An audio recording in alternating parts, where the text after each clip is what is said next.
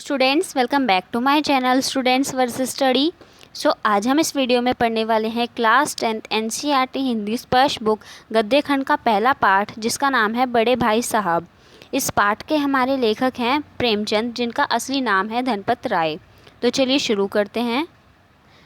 अब इस पाठ में एक छोटा भाई जो है अपने बड़े भाई साहब के बारे में बताते हुए एक कहानी के तौर पर उनके बारे में बता रहा है। और वो बताता है कि जो उसके बड़े भाई साहब है वो उससे 5 साल बड़े हैं, लेकिन जमात में यानी कि क्लासेस में सिर्फ 3 दर्जे आगे। वो ऐसा इसलिए है क्योंकि जो उनके बड़े भाई साहब होते हैं उन्होंने भी अपने छोटे भाई के साथ पढ़ना शुरू किया होता है। जो बड़े भाई साहब होते हैं उनका मानना ये होता है कि शिक्षा जैसे क्षेत्र में जो है जब तक बुनियाद जो है मजबूत नहीं होगी तब तक उस पर महल खड़ा नहीं कर सकते, ऐसी वो सोच रखते थे।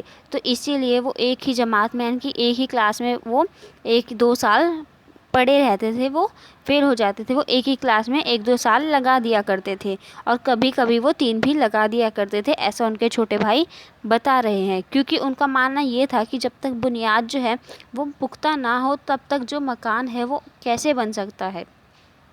अब जो छोटा भाई है वो बताता है कि मैं छोटा था घर में और वो बड़े थे और उनकी उम्र मेरी उम्र 9 साल थी और उनकी उम्र 14 साल थी। अब वो अपने बड़े भाई के बारे में बताते हुए ऐसा कह रहे हैं कि जो उनके बड़े भाई साहब हैं उनके पास एक जन्मसिद्ध अधिकार था छोटे भाई को डांटने और फटकारने का।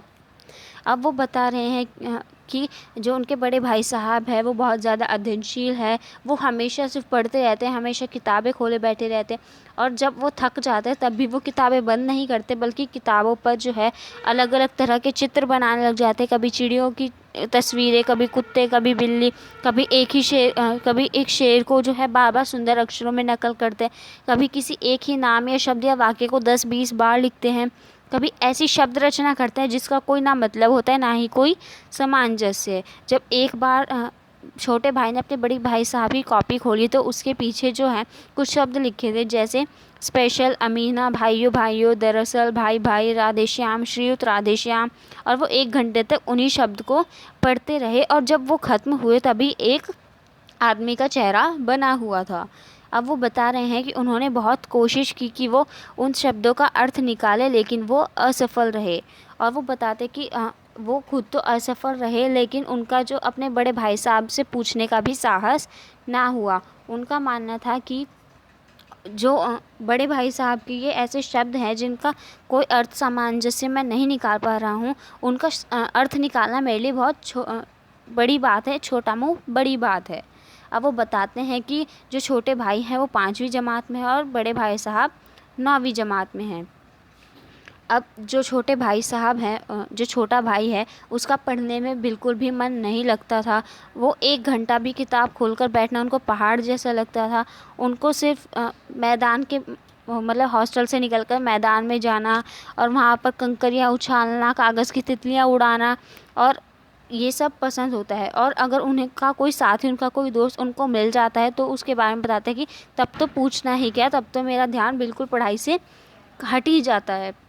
कभी वो 4 दीवारी पर चढ़कर जो है कूदने लग जाते हैं और फिर जैसे ही वो अपने कमरे में आते हैं तो जो बड़े भाई साहब का उन्हें क्रोधित रूप, जो रुद्र रूप देखने को मिलता है, वो उसकी वजह से उनके प्राण सूख जाते हैं, उसकी वजह से बहुत ज़्यादा डर जाते हैं। और वो बताते हैं कि जो बड़े भाई साहब होते हैं उनका उस छोटे भाई से पहला सवाल होता था, कहाँ थे? और यही सवाल जो है इसका जवाब उनके पास कभी नहीं होता था। इस सवाल का जवाब उनके पास सिर्फ मौन था। और वो इस बात को सोचते हुए कहते हैं कि मेरे मुंह से ऐसा कभी क्यों नहीं निकलता कि मैं ज़रा बाहर खेल रहा था। अब वो जो बड़े भाई साहब है वो अपने भाई को डांटते हुए कह रहे हैं कि अगर तुम अंग्रेज़ी को इतना ज़्यादा सरल लोगे तो तुम्हें एक हर्फ भी नहीं मिलेगा, एक नंबर भी नहीं मिलेगा। उनका मानना है कि जो अंग्रेज़ी है वो पढ़ना हंसना खेलना नहीं है, वो बच्चों का खेल नहीं है। वो कहते हैं कि पढ़ने को तो जो चाहे पढ़ ले, लेकिन आज तक किसी को भी कोई भी ऐसा विद्वान पैदा नहीं हुआ है जिसको पूरी तरह से शुद्ध अंग्रेज़ी बोलनी या लिखने आई। अब वो बताते हैं कि जो अंग्रेज़ी पढ़ने के लिए जो है सबको बहुत ज़्यादा खून जलाना पड़ता है, दिन रात एक करना पड़ता है, तब जाके कहीं उन्हें विद्या आती है। जो बड़े भाई साहब हैं वो अपने छोटे भाई को डांटते हुए कहते हैं कि तुम कैसे हो, तुम कितने पागल हो कि तुम मुझे देखकर भी सबक नहीं लेते। मैं इतनी मेहनत करता हूँ, तुम अपनी आंखों से देखते हो। और वो कहते हैं कि अगर तुम नहीं देखते तो वो तुम्हारी आंखों का कसूर है, मेरा कसूर नहीं है, वो तुम्हारी बुद्धि का कसूर है। अब वो अपने छोटे भाई को कहते हैं कि इतने सारे मेले तमाशे होते हैं, इतने सारे क्रिकेट हॉकी मैच होते हैं, लेकिन मैं उन्हें कभी देखने नहीं जाता, मैं उनके आसपास भी नहीं फटकता, हमेशा सिर्फ पढ़ता रहता हूँ। और इतना पढ़ने के बावजूद मैं एक एक दर्जे में 2-2 3-3 साल पढ़ा रहता हूँ, ऐसा बड़े भाई साहब अपने छोटे भाई को कहते हैं। और फिर उसको कहते हैं कि मैं तो 2-2 3-3 साल में पास कर भी लेता हूँ और तुम सोचते हो कि मैं खेल कूद कर एक ही बार में पास हो जाऊँगा। नहीं, ऐसा नहीं होगा। तुम अगर इसी तरह तुम्हारा हाल रहा तो तुम एक एक दर्जे में पूरी ज़िंदगी सड़ते रहोगे। और अगर फिर वो बताते हैं कि अगर तुम्हें इसी तरह जो है उम्र गंवानी है, इसी तरह जो पैसे हैं दादा दादी के वो बर्बाद करने हैं, तो इससे अच्छा तुम घर चले जाओ और वहाँ पर जाकर मज़े से गुल्ली डंडा खेलो। और वो कहते हैं कि तुम ऐसे दादा की गाढ़ी कमाई के रुपयों को बर्बाद मत करो। फिर ये जो डांट थी, ये जो लताड़ थी बड़े भाई साहब की, ये सुनकर जो छोटा भाई होता है वो रोने लगता है, आंसू बहाने लगता है, क्योंकि उसके पास कोई जवाब नहीं होता। क्योंकि उसको ऐसा लगता है कि मैंने अपराध तो किया है, तो लताड़ तो मुझे सहनी पड़ेगी, डांट तो मुझे खानी पड़ेगी। जो छोटा भाई होता है वो कह रहा है कि जो बड़े भाई साहब है वो उपदेश देने की कला में, यानी कि भाषण देने की कला में बहुत ज़्यादा निपुण हैं। और वो ऐसी ऐसी बातें कहते हैं, ऐसे ऐसे सूखती बाण चलाते हैं कि वो छोटे भाई के जिगर के टुकड़े टुकड़े कर देते हैं और उसकी हिम्मत टूट जाती है। अब वो कह रहे हैं कि इस तरह जिस तरह जो बड़े भाई साहब है वो पूरे दिन पढ़ते रहते हैं, इस तरह पढ़ने की शक्ति उनमें नहीं है, ऐसा वो कह रहे हैं। और फिर उस निराशा में थोड़ी देर सोचने के बाद जो है वो थोड़ी देर सोचते हैं और फिर वो सोचने लग जाते हैं कि क्यों ना मैं घर चले जाऊं। यानी कि जैसा उनके बड़े भाई साहब ने कहा था कि तुम दादाजी की कमाई को जो है व्यर्थ मत करो और घर चले जाओ, तो ऐसा ही वो सोचने लग जाता है। क्योंकि उन्हें लगता है कि ये जो पढ़ाई का काम है ये उनके बूते से बाहर है, यानी कि ये उनके बस के बाहर है। उन्हें लगता है कि ये पढ़ाई है उनमें उनका मन नहीं लगता है, उनका मन सिर्फ खेलने में लगता है, मस्ती मजाक में लगता है। अब वो कह रहे हैं कि उन्हें अपना जो मूर्ख रहना है वो मंजूर है, लेकिन इतनी मेहनत करने के नाम से ही उन्हें चक्कर आने लगते हैं। लेकिन फिर ऐसा सोचने के 1-2 घंटे बाद ही उनका जो निराशा के बादल होते हैं वो फट जाते हैं और उनके अंदर एक आशा की उमंग जो है जागने लगती है और वो इरादा करते हैं कि वो आगे से खूब जी लगाकर पढ़ेंगे। और फिर वो ऐसा सोचते ही झटपट एक टाइम टेबल बना डालते हैं और वो एक ऐसी स्कीम तैयार करते हैं, ऐसा टाइम टेबल तैयार करते हैं जिसमें खेल कूद की मद जो है, खेल कूद जो है उसका टाइम जो है बिल्कुल उड़ जाता है। जिसमें उनकी सबसे ज़्यादा रुचि होती है वही चीज़ टाइम टेबल में से उड़ जाती है। वो अपने टाइम टेबल में डालते हैं प्रातःकाल 6 बजे उठना, मुँह हाथ धोकर नाश्ता करना, फिर पढ़ने बैठ जाना, फिर 6 से 8 अंग्रेज़ी, 8 से 9 तक हिसाब, 9 से 9:30 इतिहास, फिर भोजन और स्कूल। 3:30 बजे भोजन में वापस होकर आधा घंटा आराम, 4 से 5 तक भूगोल, 5 से 6 तक ग्रामर, आधा घंटा हॉस्टल के सामने ही टहलना, 6:30 से 7 तक अंग्रेज़ी कंपोजिशन, फिर भोजन करके 8 से 9 तक अनुवाद, 9 से 10 तक हिंदी, 10 से 11 तक विविध विषय, फिर विश्राम। अब इस टाइम टेबल में जो है हम देख सकते हैं कि जो खेल कूद की मद है वो बिल्कुल उड़ गई है। और फिर अब हमें यहाँ पर बताया जा रहा है कि टाइम टेबल बनाना जो है वो एक बात है और उस पर अमल करना दूसरी बात। क्योंकि टाइम टेबल की अवहेलना जो है वो छोटा भाई पहले ही दिन शुरू कर देता है।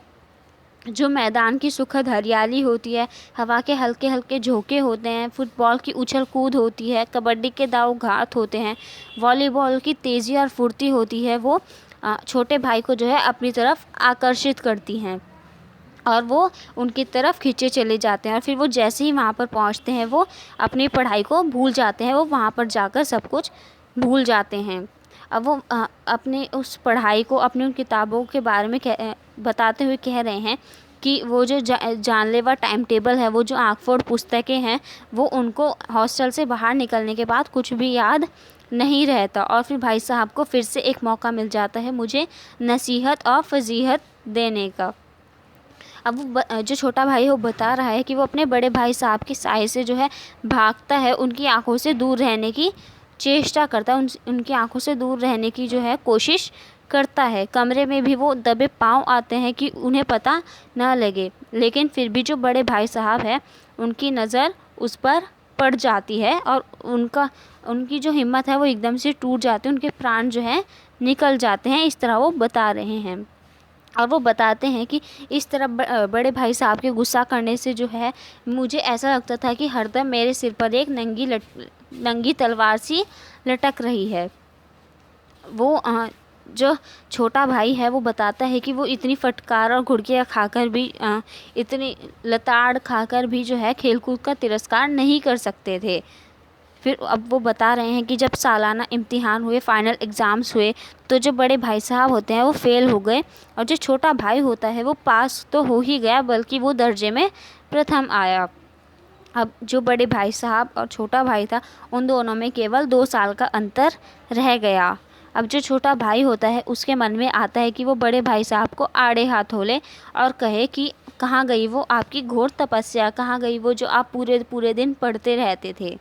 अब वो सोचते हैं कि क्यों ना मैं बड़े भाई साहब को ऐसा कहूँ जाकर कि मुझे देखो, मैं तो मज़े से खेलता भी रहा और दर्जे में अव्वल भी आ गया। लेकिन फिर उसका जो मन है वो बदल जाता है, क्योंकि जो बड़े भाई साहब होते हैं वो बहुत ज़्यादा दुखी और उदास होते हैं। इस वजह से उसको अपने बड़े भाई साहब से दिली हमदर्दी हुई और उनके घाव पर नमक छिड़कने का विचार उसके दिमाग से निकल गया।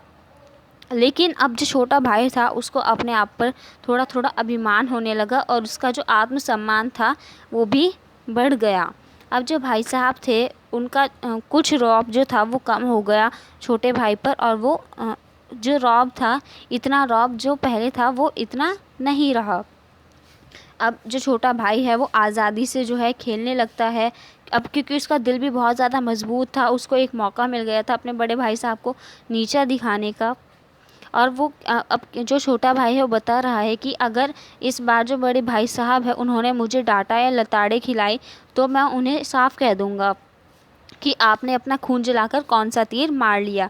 यानी कि वो अपने बड़े भाई साहब से कहेगा कि आपने इतनी ये जो दिन रात की पढ़ाई है ये कर कर भी क्या हासिल कर लिया। और वो कह रहे हैं कि मैं अपने बड़े भाई साहब को ये भी कहूँगा कि मैं तो खेलते कूदते दर्जे में अव्वल आ गया, लेकिन आप तो पूरे दिन पढ़ते रहते थे, आप तो फिर भी फेल हो गए। अब ये जो वो अपनी ज़बान से हेकड़ी जताने का साहस करने लगते थे, लेकिन फिर भी इतना साहस नहीं होता था कि वो अपने बड़े भाई साहब के सामने इतना बोल सके। और अब वो बता रहे हैं कि बड़े भाई साहब का जो पहले का जितना आतंक था वो अब मुझ पर नहीं रहा, ऐसा मैं सोचने लगा। अब जो बड़े भाई साहब है उन्होंने अपने छोटे भाई की इस चीज़ को जो है भाप लिया और फिर वो अपने छोटे भाई से जो है सुबह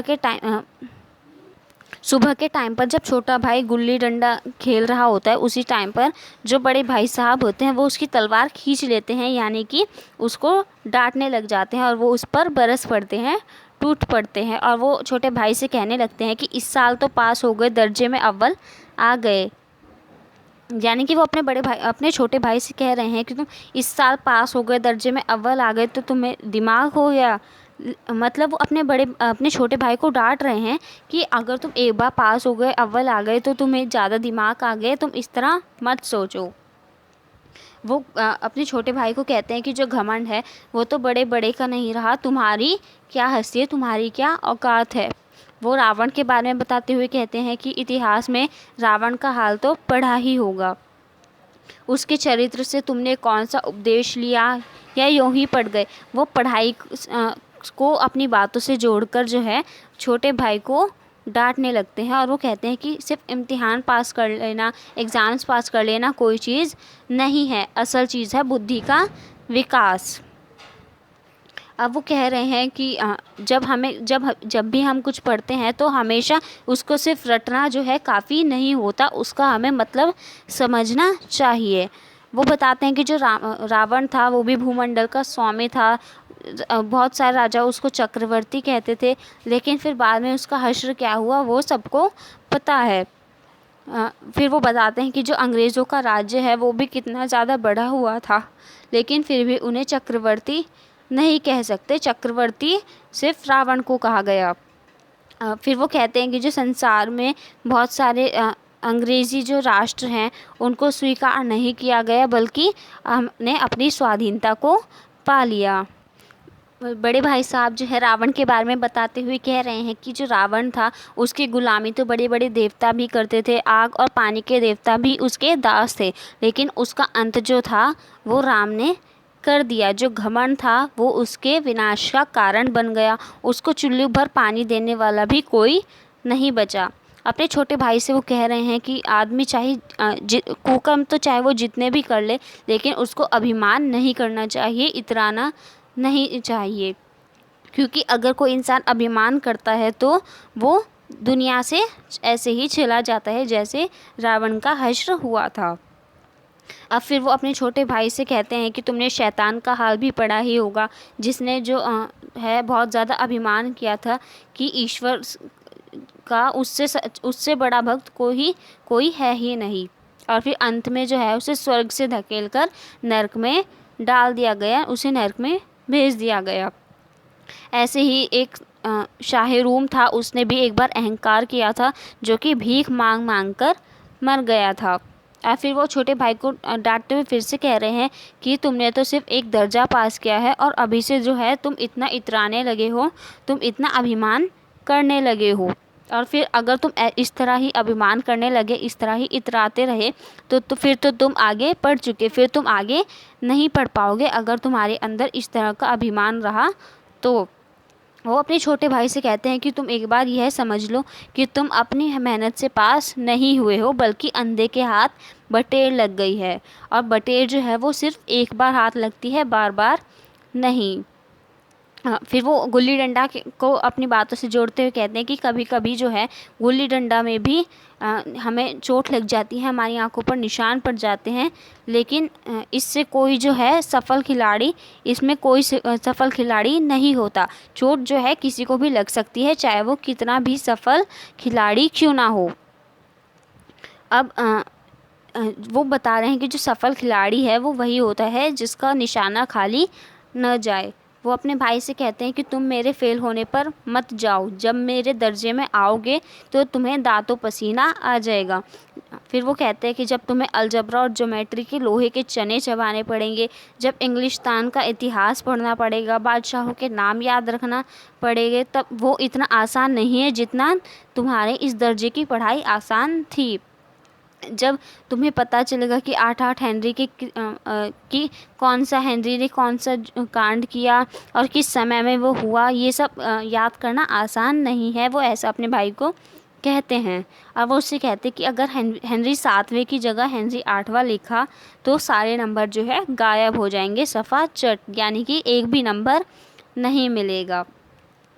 फिर वो अपने छोटे भाई को कहते कि तुम किस ख्याल में हो, जेम्स भी दर्जन हुए। वो इतिहास के बारे में बताते हैं कि जो हेनरी है वो भी इतने सारे हुए, सिर्फ उनको कोई नाम नहीं मिलता था, तो वो सिर्फ अपने नाम के आगे 1 2 3 4 लगा लिया करते थे। और फिर वो कहते हैं कि दर्जनों तो जेम्स हुए हैं, यानी कि 12-13 जो हैं 12-13 तरह के जो हैं जेम्स हुए, उन दर्जन विलियम हुए, और कोरियो चार्ल्स, यानी कि दर्जन विलियम का मतलब है कि बहुत सारे विलियम हुए, यानी दर्जनों मतलब 12 जो थे विलियम थे, कॉडियो चार्ल्स थे, इस तरह की वो बातें करते हैं। और इनको याद रखना जो है बहुत ज़्यादा मुश्किल है, इनको याद करने में दिमाग चक्कर खाने लगता है।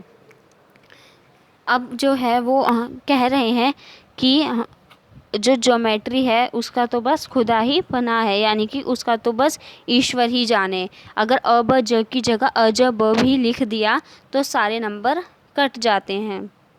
अब वो जो बड़े भाई साहब है वो अपने छोटे भाई को डांटते डांटते ही कहने लगते हैं कि जो ये जो मुमतहीनों, ये जो हमारे ये ऐसे इंसान हैं जिन्होंने इनको बनाया है या फिर जो इनको पढ़ाते हैं, तो इनसे कोई ये पूछे कि अ ब ज और अ ज ब में क्या फ़र्क है, ये व्यर्थ की बात करने से छात्रों का खून क्यों जलाते हो? अगर दाल भात रोटी खाए या भात दाल रोटी खाए, इसमें क्या रखा है? लेकिन इन परीक्षकों को क्या परवाह, ऐसा वो अपने छोटे भाई से कहते हैं।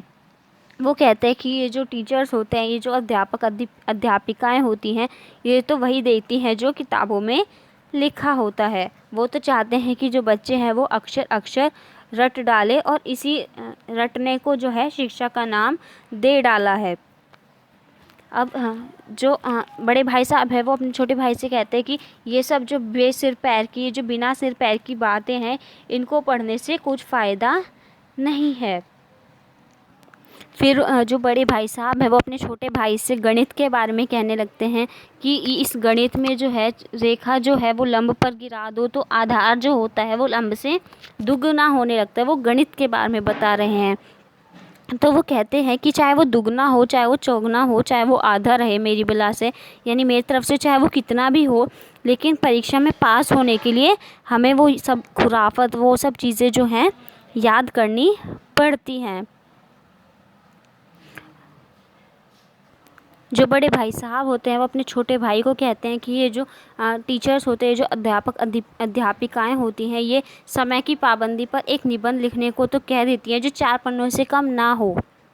अब हर कोई जो है उसके बारे में सोचते सोचते कॉपी सामने खोले, कलम हाथ में लिए, और उसके नाम को जो है रोने लगता है, उसके बारे में सोचने लगता है। वो अपने भाई को बताते हैं कि किसे नहीं पता कि जो समय की पाबंदी है बहुत अच्छी बात है, समय को अच्छे से उसका इस्तेमाल करना बहुत अच्छी बात है, और उससे आदमी के जीवन में संयम आ जाता है, स्नेह बढ़ने लगता है एक दूसरे के साथ, और कारोबार में भी जो है उन्नति आने लगती है। लेकिन इस जरा सी बात पर 4 पन्ने कैसे लिखे, ऐसा वो अपने छोटे भाई से कह रहे हैं। वो कहते हैं कि जब एक बात एक वाक्य में कही जा सकती है तो उस पर 4 पन्ने लिखने की क्या ज़रूरत है। वो इस बात का जो है, इस बात की खिलाफत करते हैं, वो इस बात के खिलाफ जाते हैं। अब वो कहते हैं कि जो समय है उसका बिल्कुल भी दुरुपयोग नहीं होना चाहिए, उसका उसको जो है व्यर्थ नहीं करना चाहिए। अब वो कहते हैं कि अगर किसी को अपनी बात जो है वो कहनी है तो वो चटपट से, यानी कि जल्दी से कहे और वो वहाँ से निकल जाए। और वो कहते हैं कि जो ये अध्यापिकाएं होती हैं, ये 4 पन्ने जो हैं ये संक्षेप में लिखने के लिए कहती हैं। तो वो इस बात को लेकर वो कहते हैं कि अगर संक्षेप में 4 पन्ने हैं तो वैसे पता नहीं 100-200 पन्ने लिखवा देते। जो ये टीचर्स हैं, जो अध्यापिकाएं हैं, ये तेज़ दौड़ने को भी कहते हैं और धीरे भी। तो वो अपने छोटे भाई को कहते हैं कि ये उल्टी बात नहीं है तो और क्या है। अब बच्चा जो है वो इतनी सी बात जो है समझ सकता है, लेकिन इन अध्यापकों को जो है इतनी भी तमीज़ नहीं है कि संक्षेप में लिखने को 4 पन्ने हैं तो पूरा लिखने के लिए 100-200 पन्ने लग जाएंगे। अब उस पर फिर वो अपने छोटे भाई से कहते हैं कि जब तुम मेरे दर्जे में आओगे ना तो तुम्हें बहुत सारे पापड़ बेलने पड़ेंगे, तब तुम्हें आटे दाल का भाव जो है मालूम पड़ जाएगा। वो उससे कहते हैं कि तुम इस साल तो अव्वल आ गए हो और अभी से अभी इतना अभिमान करने लगे हो तो बाद में जाकर तुम्हारा क्या हल होगा। तो वो कहते हैं कि इसलिए तुम मेरा कहना मानो कि हाँ, मैं बहुत बार फेल हो चुका हूँ, लेकिन तुमसे बड़ा हूँ, मुझे तुमसे ज़्यादा अनुभव है, और तुम इस बात को जो है गिरह बांध लो और इतना अभिमान मत करो। अब जो भाई साहब है वो इतना डांटते हैं और स्कूल का टाइम जो है वो होने लगता है, स्कूल का जो समय होता है वो निकट होता है, और जो छोटा भाई है वो सोचने लगता है कि ये जो उपदेश की माला है, जो भाषण है, ईश्वर ही जाने कब ख़त्म होगा। अब उन्हें उस दिन जो खाना है, जो भोजन है, वो भी निस्वाद लगने लगता है, उसमें उनको स्वाद नहीं आता है। अब वो सोचने लगते हैं कि जब पास होने पर, जब अव्वल आने पर इतना ज़्यादा तिरस्कार हो रहा है, इतना ज़्यादा डांट पड़ रही है मुझे, तो फेल हो जाने पर तो शायद मेरे प्राण ही ले लिए जाएंगे। और वो ये भी सोचते हैं कि जो बड़े भाई साहब है उन्होंने अपने दर्जे की पढ़ाई का ये जो भयंकर रूप मुझे दिखाया है, उसने मुझे भयभीत कर दिया। वो सोचते हैं कि जो बड़े भाई साहब है इतनी भयंकर पढ़ाई से जो है स्कूल छोड़कर घर नहीं गए, यह बहुत ताज्जुब की बात है। अब वो बताते हैं कि जो उनका रुचि है पुस्तकों में वो ज्यों की त्यों बनी रहती है। खेल कूद का कोई अवसर वो अपने हाथ से नहीं जाने देते हैं। पढ़ते थे पर बहुत कम पढ़ते थे कि वो सिर्फ इतना पढ़ते थे कि जो उनका घर का जो उनका होमवर्क होता था वो पूरा हो जाए और अपनी क्लास में अपनी जमात में उनको जलील ना होना पड़े। अब जो छोटा भाई था उसका जो अपने ऊपर विश्वास पैदा हो गया था कि हाँ मैं जिस तरह इस साल पास हो गया वैसे ही पास हो जाऊंगा, वो जो है लुप्त हो जाता है। वो पहले की तरह सा ही जीवन काटने लगते हैं। अब वो बताते हैं कि फिर से जो है सालाना इम्तिहान होते हैं और कुछ ऐसा संयोग होता है कि जो छोटा भाई होता है वो फिर से पास हो जाता है और बड़ा भाई फिर से फेल हो जाता है। जो छोटा भाई होता है उसने बहुत ज़्यादा मेहनत नहीं की हुई होती, लेकिन वो फिर भी अपने दर्जे में फिर से अव्वल आ जाता है। अब उसको खुद पर जो है अचरज होता है कि पता नहीं ये कैसे हो गया, क्योंकि मैंने तो इतनी मेहनत नहीं की थी। भाई साहब जो थे उन्होंने अपना जी जान लगाकर जो है बहुत ज़्यादा मेहनत की थी, बहुत ज़्यादा परिश्रम किया था। कोर्स का एक एक शब्द जो है वो चाट गए थे। 10 बजे तक इधर उधर पढ़ते रहते थे और सुबह 4 बजे उठ जाते थे पढ़ने के लिए, और स्कूल जाने से पहले तक पढ़ते ही रहते थे। वो सोते भी नहीं थे। उनकी जो मुद्रा थी वो भी बिल्कुल ख़त्म हो गई थी। उनकी जो ये सोना था वो भी बिल्कुल ख़त्म हो गया था। उन्होंने दिन रात एक कर दिए थे पढ़ने के लिए, लेकिन वो फिर भी फेल हो जाते हैं। जो छोटा भाई होता है वो ये सोचते हुए कहता है कि उसको अपने बड़े भाई साहब के ऊपर दया आने लगती है। फिर जैसे ही उनको वो नतीजा सुनाया जाता है कि जो बड़े भाई साहब है वो फेल हो गए, वो रोने लगते हैं और उनके साथ साथ जो छोटा भाई होता है वो भी रोने लगता है। फिर जब उनके जो छोटा भाई होता है वो तो पास हो जाता है, लेकिन बड़े भाई साहब को रोते देख फिर वो रोने लगता है और उसके पास होने की जो खुशी होती है वो आधी हो जाती है, वो बिल्कुल ना के बराबर हो जाती है। अब उन दोनों भाइयों के बीच में जो है सिर्फ एक दर्जे का अंतर रह जाता है। तो जो छोटा भाई होता है उसके मन में कुटिल विचार आता है, बहुत ज़्यादा बुरा विचार आता है कि अगर भाई साहब इस साल भी फेल हो जाए तो मैं उनके बराबर चला जाऊंगा और फिर भाई साहब को जो है मुझे डांटने का, मेरी फजीहत करने का कोई अधिकार नहीं रह जाएगा। लेकिन फिर ये जो विचार है उसके दिल से निकल जाता है, क्योंकि फिर उसको लगने लगता है कि आखिर जो भाई साहब हैं वो उसको उसके हित के लिए डांटते हैं, वो उसको उसके अच्छे के लिए डांटते हैं। और वो ऐसा सोचने लगता है कि अभी के लिए शायद मुझे बुरा लग रहा है कि वो मुझे डांटते हैं, लेकिन शायद ये उनके उपदेशों का, उनकी इस डांट का ही असर है कि मैं इस तरह जल्दी जल्दी पास हो जाता हूँ, वो भी इतने अच्छे नंबरों से। अब जो बड़े भाई साहब होते हैं वो अपने छोटे भाई पर कुछ नर्म पड़ जाते हैं। वो जब उन्हें बहुत सारे डांटने के अवसर मिलते थे, लेकिन तब भी वो बहुत ज़्यादा धीरज से काम लेने लगे। उनको शायद इस बात जो छोटा भाई है वो ऐसा सोचता है कि शायद उनको अब वो समझने लगे हैं कि उनको अब अपने छोटे भाई को डांटने का उतना अधिकार नहीं रह गया है जितना पहले था। तो अब जो छोटा भाई होता है वो इस बात का फ़ायदा उठाकर जो पहले बड़े भाई की डांट से पढ़ लिया करता था उतना भी पढ़ना छोड़ देता है। वो सोचता है कि मेरी किस्मत तो बहुत अच्छी है और मैं पास हो जाऊंगा। अब जो छोटा भाई होता है उसका एक नया शौक़ जो है वो पैदा हो जाता है। उसको कनकौवे उड़ाने का बहुत ज़्यादा शौक़ हो जाता है। उसको कनकौवे उड़ाने में मज़ा आने लगता है। और अब जो उसका पूरा दिन था, पूरा जो समय था वो सिर्फ पतंगबाजी में ही चला जाता था। लेकिन फिर भी जो छोटा भाई होता है वो अपने बड़े भाई साहब की थोड़ी बहुत इज्जत करता है और उनसे नज़रें बचाकर कनकौवे उड़ाता था। अब ये जो काम थे, मांझा देना, कन्ने बांधना, पतंग उड़ाना और ये सब के काम जो है वो अपने भाई से छुप कर किया करते थे। ये इसलिए करते थे वो छुप कर, जिससे कि जो बड़े भाई साहब है उन्हें इस बात का शक ना हो कि छोटे भाई की नज़रों में उनकी इज़्ज़त और उनका सम्मान, उनकी लिहाज जो है वो कम हो गई है। फिर एक दिन शाम के समय में जो छोटा भाई होता है वो कनकौवे लूटने के लिए जो है सड़क पर भागा जा रहा होता है। जो पतंग होती है वो आसमान में होती है, तो वो जो छोटा भाई होता है उसकी नज़रें जो होती है वो सिर्फ आसमान की तरफ होती है, और वो इस तरह का जो है उसके पीछे जो होता है बहुत सारे बच्चे होते हैं, और वो भी उस कनकौए को लूटने के लिए, उस पतंग को लूटने के लिए बेतहाशा दौड़े जा रहे होते हैं। और वो इस तरह से दौड़ता है मानो उसके सामने, उसके आगे पीछे ना कोई मोटर गाड़ी है, ना कोई ट्राम है, ना कोई गाड़ी है।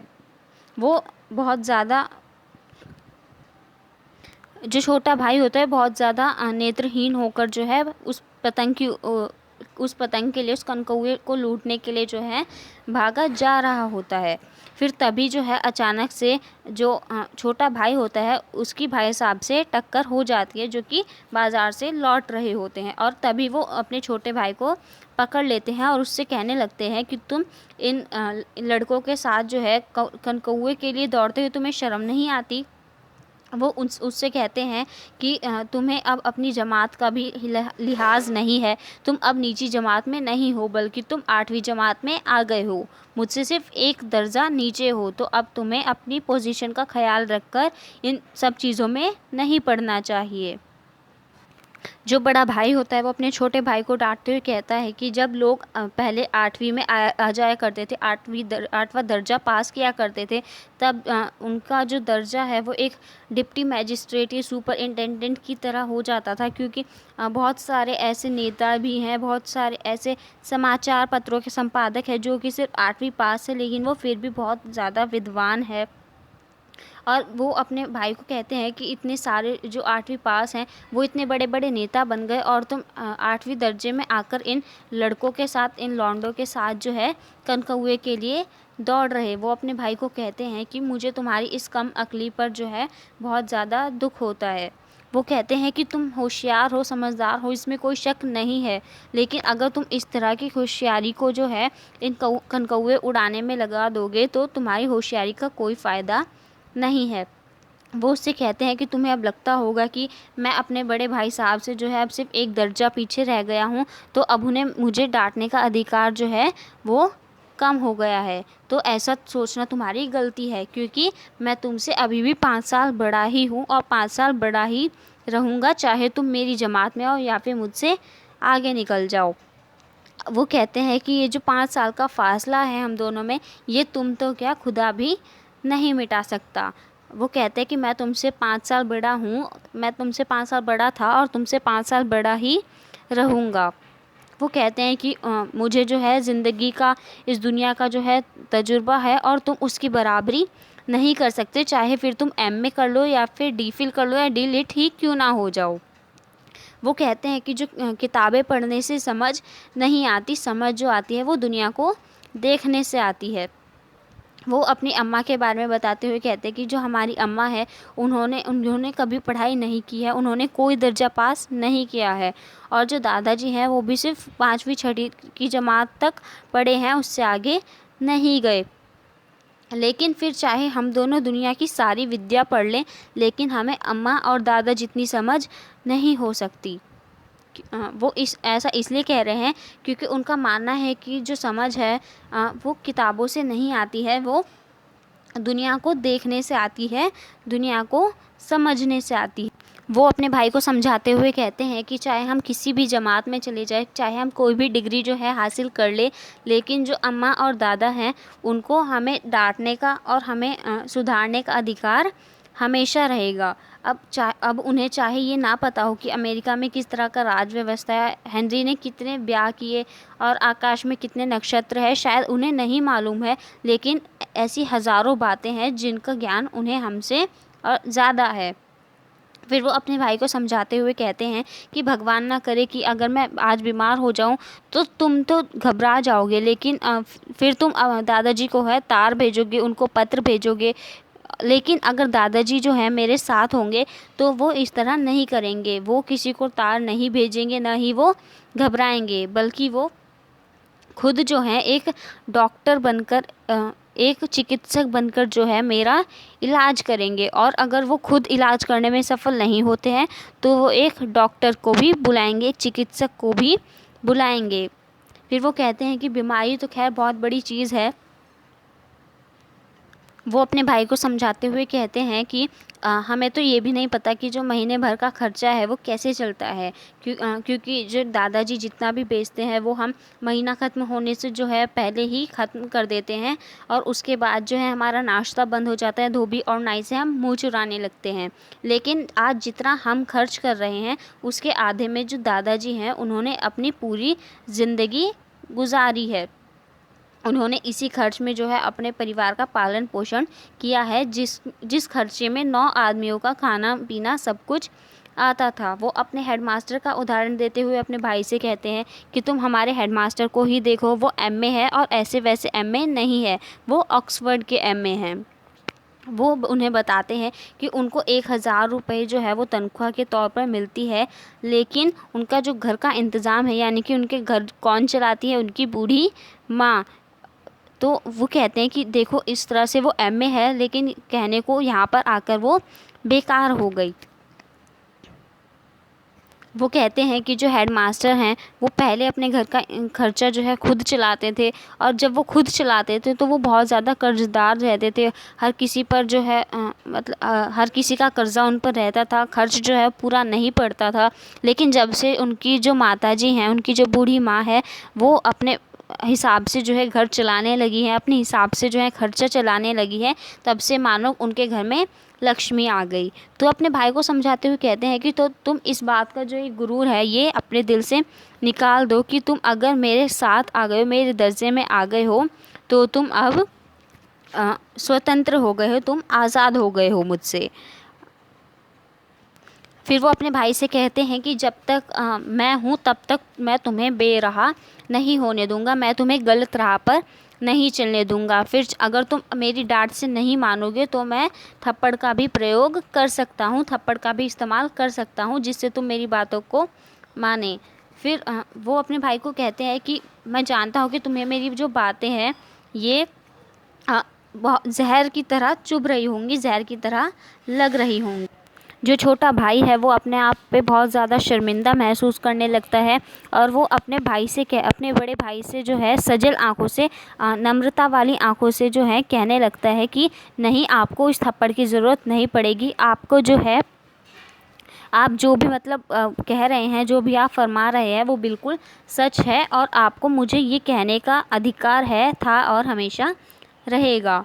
ये सुनकर जो है बड़े भाई साहब जो है अपने भाई को गले लगा लेते हैं, और फिर जो बड़े भाई साहब होते हैं वो अपने भाई से कहते हैं कि मैं तुम्हें कनकौवे उड़ाने को मना नहीं करता हूँ, बल्कि मेरा भी जी ललचाता है कि मैं भी कनकौवे उड़ाऊँ, लेकिन मैं क्या करूँ, क्योंकि अगर मैं खुद भी इस तरह बेराह चलूँगा, गलत राह पर चलूँगा, तो मैं तुम्हें क्या सिखाऊँगा, क्योंकि जो तुम्हारी ज़िम्मेदारी है वो भी मेरे सिर है। फिर उसी टाइम पर जब वो दोनों बातें कर रहे होते हैं तो संयोग से एक जो कनकौआ होता है वो कटकर उसी वक्त उनके जो दोनों भाई बातें कर रहे होते हैं उनके ऊपर से गुज़रने लगता है। उसकी जो डोर होती है वो लटक रही होती है, तभी उसके पीछे पीछे एक लड़कों का एक झुंड चला आ रहा होता है। तो भाई साहब जो होते हैं वो काफ़ी लंबे होते हैं, और अपने लंबे होने का फ़ायदा उठाते हुए वो उसकी डोर को पकड़ लेते हैं और अपने भाई के साथ साथ हॉस्टल की तरफ दौड़ने लगते हैं, और जो छोटा भाई होता है वो भी उनके पीछे पीछे दौड़ने लगता है। तो आई होप कि आपको ये चैप्टर समझ में आया होगा। Thanks for watching.